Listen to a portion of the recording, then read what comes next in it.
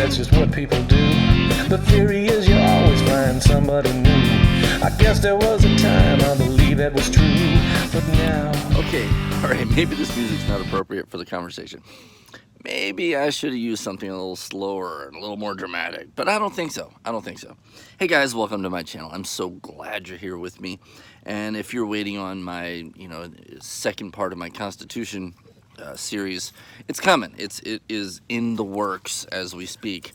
It's difficult to put together something that is both informative, educational, and entertaining.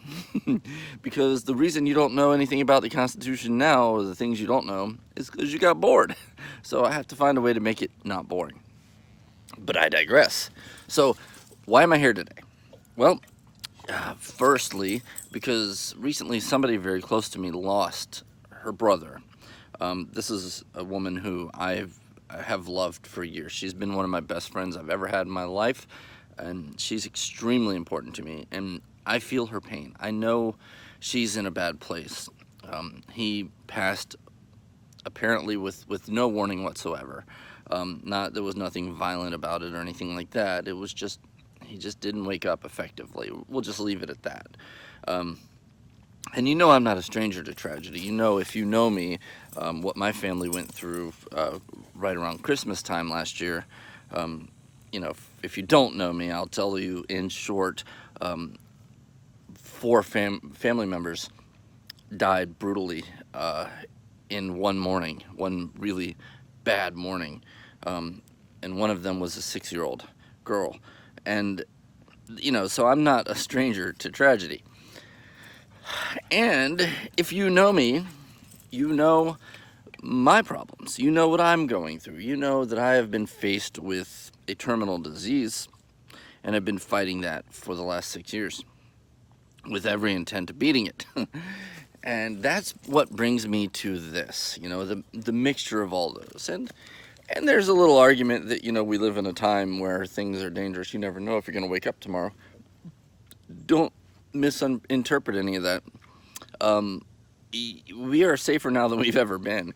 As a species, just 100 years ago, if you had 5 kids, you figured 1 or 2 might die. That was just part of life. You had to deal with death differently than we do today, because people were, diseases were rampant, and accidents, everybody worked a lot harder than they do now, because they had to survive, and they had to work to survive. So things were harder back in those days. We think life is difficult now, or scary, or that crime and violence is bad. It's nothing. It is nothing compared to what it was 100, 200, 300. God, imagine 500 years ago. Think about that. Think about the dark ages. 1/4 of the population died. So, don't tell me that we live in a dangerous time. Relative to every other time in history, we don't. We live in a safe time. But things still happen. And have you ever thought about, what if I die tomorrow? Have you ever really considered, what happens? What happens if I die tomorrow? Okay, I have, because there's always, every day there's a chance I'm going to die. Now, Mom, Dad, don't worry. I haven't gotten any weird medical reports that say that I have a problem. I am as healthy now as I was 6 months ago, which isn't very healthy, but it's healthy enough. I'm not in any danger that we know of. But you never know. You never know. You never know how tomorrow's going to be. So why have I been able to enjoy life as much as I have, despite all of my pain and all my suffering and all of the things that have happened around me? Why? I'll tell you why, and you're not going to like this. I have faith. I have beyond faith. I have beyond belief. I have understanding. You have to know when you're born, the one thing that you are destined to do under every circumstance, there's no way to avoid it, is to die. So we're all going to die. So to mourn somebody for dying is to imply that you don't plan on dying, which you don't have to plan on it. It's going to happen. So what does it all mean then? If everybody was born to die, then what does that mean? Where do we go in our lives? That's a good question. That's kind of why I do these videos. I want to leave something for people. I want to help other people. I want the generations behind and beyond me to pick up where I've left off and keep moving the species forward. So in terms of my effect on the world around me, you're it. If you're watching my videos, you're a big chunk of my legacy. And I hope that you use what you learn from me, whether you agree with me or not, whether you follow my path or not is irrelevant. I want you to see what I've done and to use that to propel yourself one more step forward.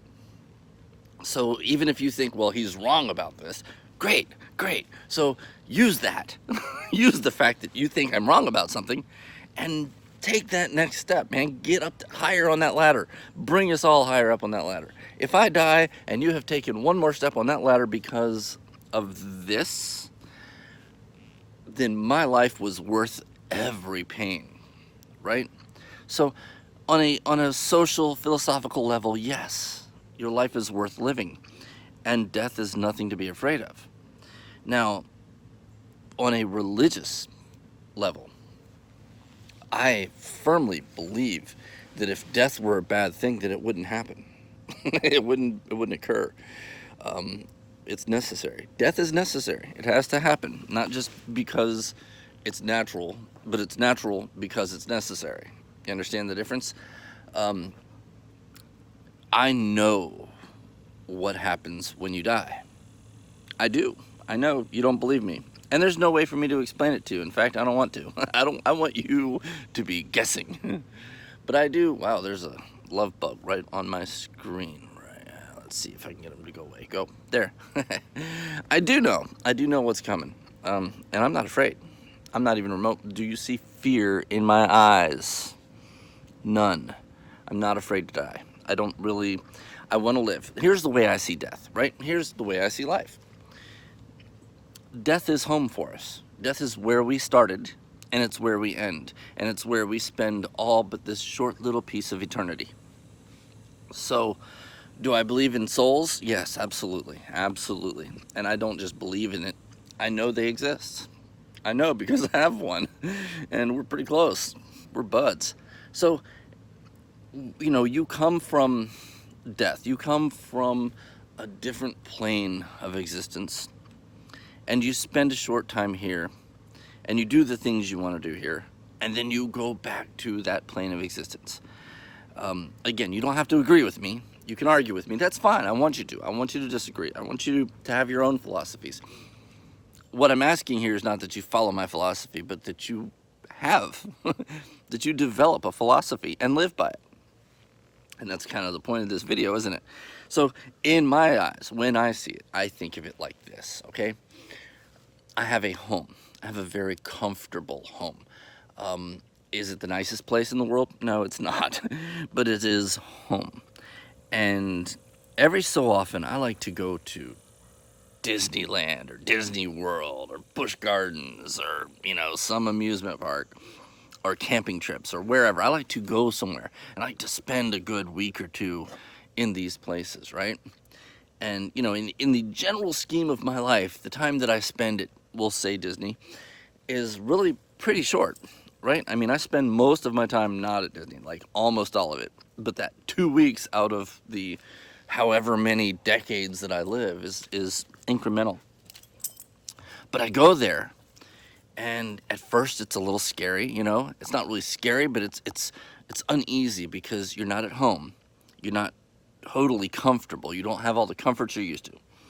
But you start growing into some comforts, and you start developing a pattern, and you get to know the park, and you get to know which rides to ride at what time and what lines to get in, and so you become good at it. So you start out not so good at it. After a couple of days, you start getting really good at it, and then you start showing other people, hey, this is how you get to there, and this is how you get there. So you start taking what you've learned and passing it along while you're at these parks, right? While you're at Disney. And then as time goes by, though, you start missing home. You start missing the comforts of home.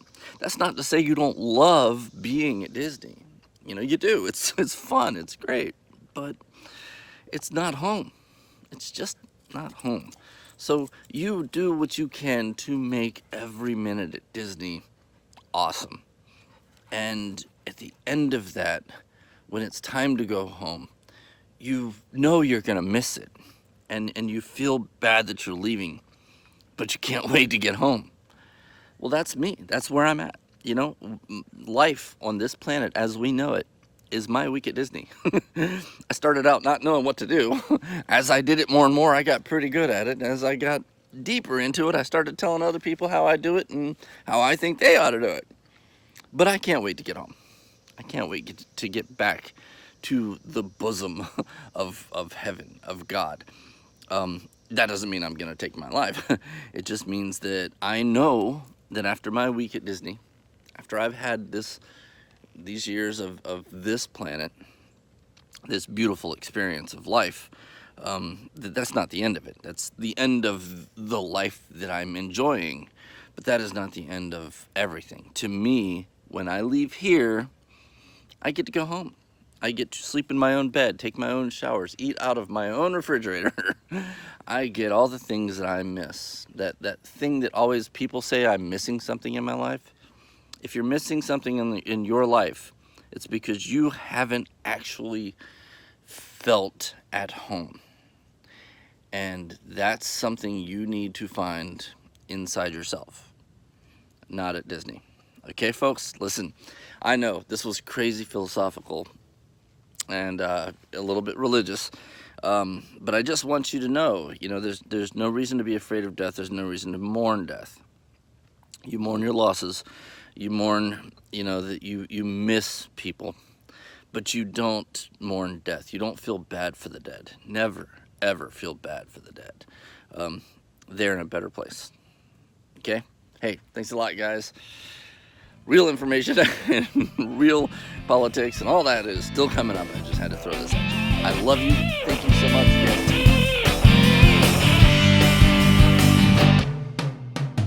You heard a while, but that's just what people do. The theory is you always find somebody new. I guess there was a time I believe that was true, but now